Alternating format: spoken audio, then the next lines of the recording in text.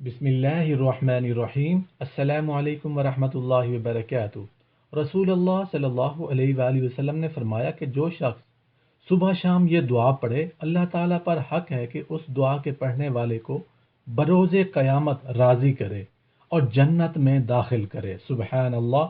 طبرانی کی ایک حدیث ہے کہ رسول اللہ صلی اللہ علیہ وآلہ وسلم نے ارشاد فرمایا، میں ضامن ہوں کہ اس کے پڑھنے والے کا ہاتھ پکڑ کر جنت میں داخل کراؤں۔ سبحان اللہ، سبحان اللہ۔ دعا کیا ہے، کلمات کیا ہے، میں آپ کے ساتھ شیئر کر دیتا ہوں۔ اللہ کی رضا کے لیے دعا: رضیت باللہ ربا وبالاسلام دینا وبمحمد نبیا۔ رضیت باللہ ربا وبالاسلام دینا وبمحمد نبیا صلی اللہ علیہ وآلہ وسلم۔ آمین یا رب العالمین۔ السلام علیکم ورحمۃ اللہ وبرکاتہ۔